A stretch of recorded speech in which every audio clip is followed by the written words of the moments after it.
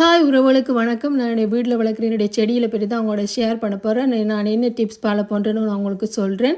ஃப்ரான்ஸில் வெயில் காலம் ஆரம்பிக்க போது போன வெயிலுக்கு வாங்கி வச்சுருந்த என்னுடைய செடிகள் எல்லாம் நல்லா வளர்ந்துட்டு அதால் நான் சாடி மண்ணெல்லாம் மாற்றி இந்த வெயிலுக்கு நான் வச்சுட்டேன்னா நல்லா என்னுடைய செடிகள் வளர்ந்துடும்.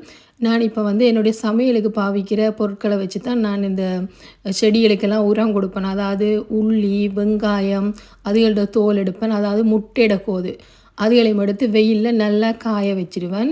ஈரத்தோடு போட மாட்டேன். என்னென்னா பங்கஸ் அதில் வந்துடுமுனதுக்காக நல்லா காய வச்சுட்டு மிக்ஸி ஜாரில் போட்டு கொஞ்சமாக பவுடர் பண்ணிடுவேன். இப்போ நான் உள்ளி தோல், வெங்காயத்தோல், முட்டைக்கோது எல்லாத்தையும் சேர்த்து நல்லா மிக்ஸ் பண்ணிவிட்டு ஒரு பாட்டிலில் போட்டு வச்சுடுவேன். தேவையான நேரம் எடுத்து ஜூஸ் பண்ணுவேன்.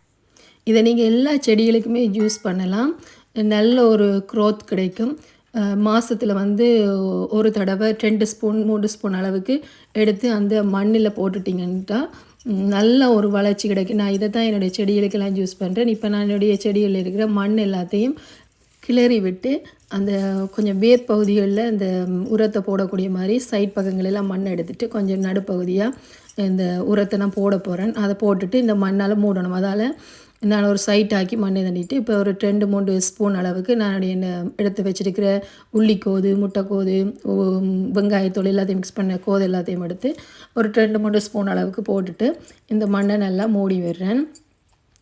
இதே போல் என்னுடைய வீட்டில் வளர்க்குற மணி பிளான்ட்டு, பூச்செடிகளுக்கெல்லாம் நான் என்னென்ன டிப்ஸ் ஃபாலோ பண்ணுறேன்னு அடுத்தடுத்த வீடியோக்களில் நான் உங்களுக்கு ஷேர் பண்ணுறேன். நீங்களும் அதை ட்ரை பண்ணுங்கள். உங்களுடைய செடிகளும் சூப்பராக வளரும். இப்போ நான் எடுத்து வச்சுக்கிற மற்ற செடிகளுக்கும் இதே போல் மண்ணை இதாக்கிட்டு நான் அதுக்கு தேவையான உரத்தையும் போட போகிறேன். இப்போ நான் என்னுடைய மற்ற செடிகளுக்கும் உரம் போட்டுட்டு இந்த முதல் செய்த மாதிரியே மண்ணுகள் எல்லாத்தையும் நல்லா மூடி விட்டுறணும். அந்த வேர்பகுதிகளில் போய் இந்த உரங்கள் நல்லா செட் ஆகக்கூடியபடி இப்போ நான் என்னுடைய எல்லா செடிகளுக்கும் நான் இந்த உரத்தை போட்டுட்டேன். இப்போ நான் அதுக்கு தேவையான தண்ணி ஊற்ற போகிறேன். இந்த டைமில் தண்ணியே நாங்கள் ஊற்றி விட்டுட்டோம்னா அந்த உரமெல்லாம் போய் மண்ணோட செட் ஆகி இந்த செடிகள் நல்லா வளரும். இப்போ நான் என்னுடைய எல்லா செடிகளுக்கும் தண்ணி ஊற்றிட்டேன்.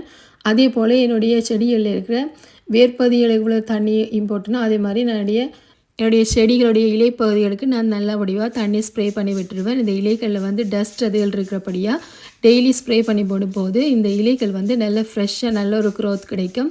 இப்போ பாருங்கள், என்னுடைய செடிகளுக்கெல்லாம் நான் அழகாக சாடி மாற்றி மண்ணெல்லாம் மாற்றி தேவையான உரமெல்லாம் போட்டு தண்ணியெல்லாம் ஊற்றி மேலே தண்ணியெல்லாம் ஸ்ப்ரே பண்ணி என்னுடைய செடி எல்லாத்தையும் நல்லா ரெடி பண்ணிட்டேன்.